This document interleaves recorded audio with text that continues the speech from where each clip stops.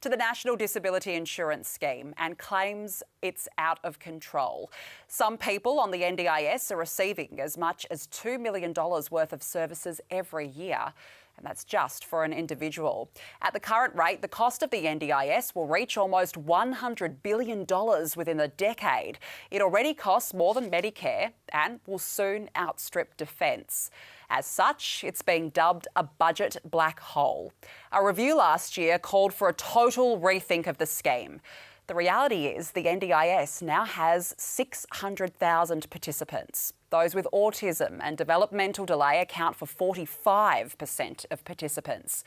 No doubt, though, the NDIS has been a positive step forward. Advocates say for every dollar invested in it, it delivers a $2.25 return to the economy. But we are paying a huge price tag for a scheme that is not even means tested. So our question for the jury is the NDIS costing us too much? Joining me now is psychiatrist Dr. Claire Rowe and River Knight, National Disability Sector Advocate and co-founder of Developing Australian Communities. Great to be with you both. Thank you for joining us on the show this evening. River, we're going to start with you. You know this firsthand, you have autism yourself and you are an advocate for the NDIS. Given the cost, can you justify it continuing at its current rate? Well, it's one of those really, really cool topics because when we hear people talking about it, the rest of Australia doesn't understand how disability works, how mental health services work. So when someone says, oh, some people are getting $2 million a year, like those few people that are getting that, I've worked with those cases and I know that the reason they're in that space is because our system has failed them so absolutely terribly over the years. And that's a tiny, tiny percent. And we choose to support someone at home out of an institutional setting by investing a lot of money into a very small number of people in that sort of situation because we don't want to lock them up. We don't want to euthanize people. We don't want to go into eugenics. We don't want to have an institutional model, or we don't want to put someone in a correctional facility in isolation 24 hours a day where they never leave that space. They're the sorts of people that are receiving those massive funding packages because as a community we want to value those roles. But the thing is we can't afford to not spend money on NDIS because NDIS isn't this new standalone budget. We've had the Royal Commission and what we found in the Royal Commission is not advocates saying please spend the money.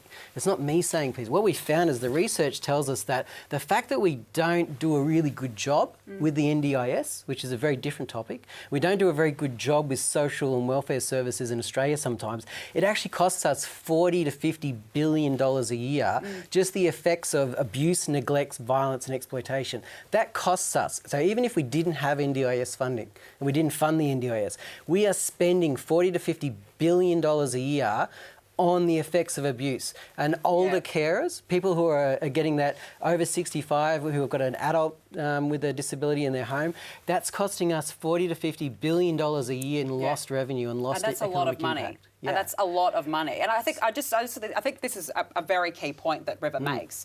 You cut costs in the NDIS, but what does that then mean for services? How can we cut back costs, Claire? It's very difficult. How do you cut back costs? But also you need to give the best services to people who need it the most. We do, and that's the key. So the debate here is the NDIS costing us too much? Of course it is. We know this. We know that it's increasing by 14% a year. Bill Shorten, the Minister for the NDIS, has said it's costing us too much. We need to reduce it. He's aiming for 8% by 2026. And this is not about the people on $1 million plans. These people need round-the-clock care. These people have got ventilators, hospital equipment in their home, and they are a very tiny proportion of people on the NDIS. And they are the people that the NDIS was set up for. It is a very noble, critical scheme in Australia. But the average person on NDIS is, as you said, 45% are people with autism, are on $50,000 a year with their scheme, are completely unregulated pretty much in the services that they're getting. We know there's 1,000% markup sometimes with providers of buying NDIS approved equipment and services. And what a lot of people actually just on the autism side of things don't realise, and our jury probably doesn't realise, is that there is no actual test for autism. It's a professional opinion. And suddenly we have 11% of boys aged between 7 and 11, or 5 and 7, sorry, in our country who have been deemed to be disabled enough that they are on a national disability scheme. I mean, it's outrageous, the bleed of money. And if we don't fix it, and this is the point, if we don't rein it in, our most vulnerable Australians who desperately need this, we do not want the system to collapse for them. That's absolutely. Let's go to the jury and see how they're feeling about this.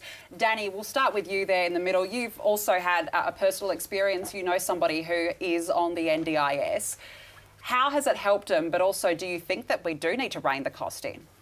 Well, it's always that fine line between helping people and balancing, fixed budgets and resources.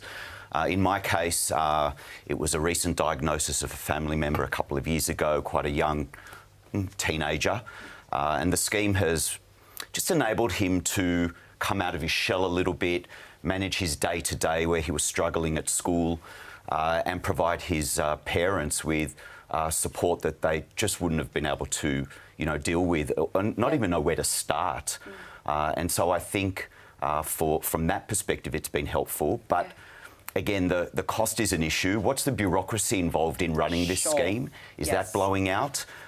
So I think there's variables we need to look at. Yeah, and River, as Danny said, there's a lot of personal cases, which is also what you said before. Does there need to be a new test to be able to, not necessarily a means test, but a test in terms of disability, and who can actually decide that? Because that is the fine line. That's the difficult part. Yeah, well, and I think one of the things that happens a lot is, am I disabled enough to get supports? And in Australia, we have this crisis mentality that we don't support people until they're at absolute crisis. And then we all jump in and it costs us 10 times as much. So for me, it's not about, is NDIS costing us too much? It's how do we run NDIS so it's actually, really cost effective? Is the government doing it in a way that actually does cost a lot more? And when we talk about autism, that's some of the things that pop up. And the hard thing with the argument is we use these different topics to sort of polarise people. So autism is the major population of primary diagnosis. Of course. But most of the funding doesn't go to that population. It goes to people with physical disabilities. And